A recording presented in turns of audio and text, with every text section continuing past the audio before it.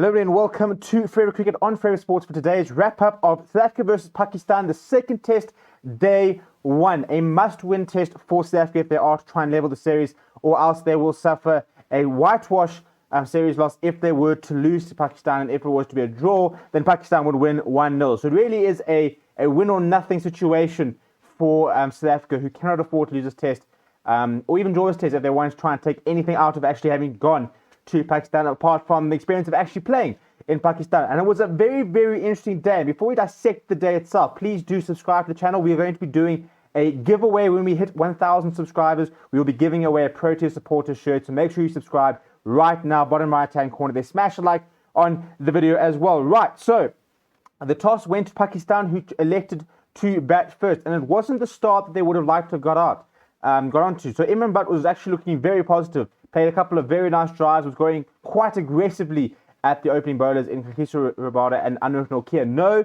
Lungi Ngidi for the South Africans. He was replaced in the side by Vian Mulder, who with South Africa deciding to try and strengthen their batting in lieu of Lungi Ngidi, which I don't think is the worst idea. I think they feel they have to have two spinning options with George Linder and Keshav Maharaj, but they really wanted to add another batsman to the lineup, which is where Vian Mulder comes in. So we've currently got two all-rounders playing in the side. And so Kagiso Rabada opened up with Anurag Nokia, and Imran Butt looked very good. He made 15 of 36, had some very nice shots there.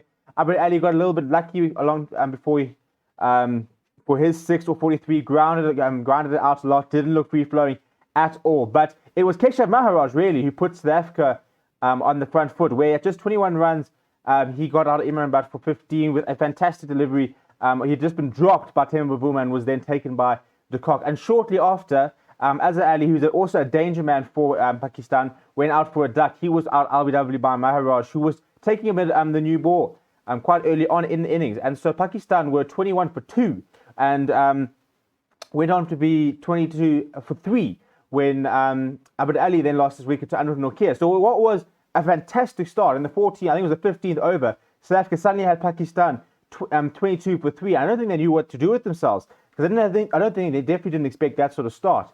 And then, so at lunch, it was definitely, the first session was all South Africa. I think at lunch, they were about 67 for 3, and AZAM and Fawad Alam were in. And those two are the big danger men for Pakistan.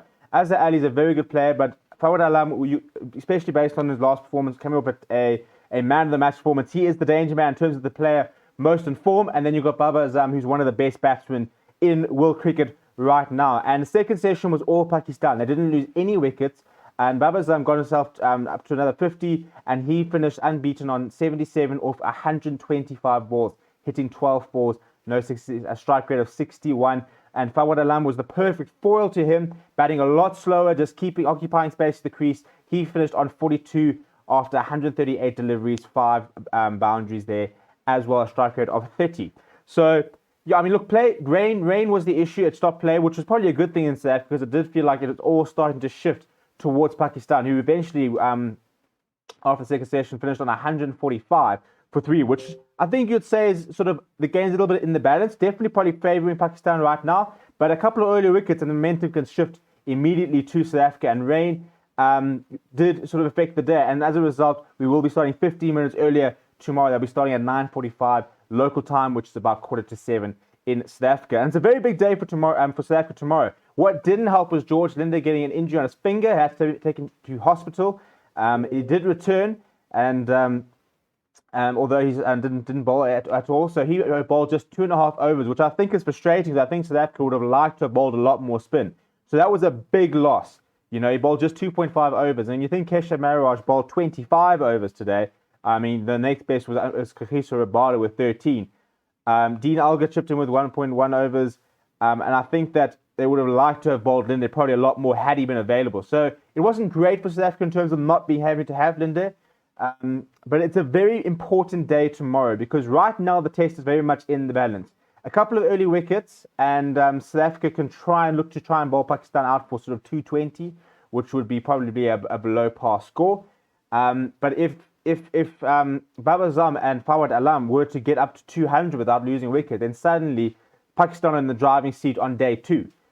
So not having that third session was probably it was beneficial to both sides, because often you can lose a wicket right towards the close of day concentration starts to go, and suddenly South Africa could have clawed themselves back.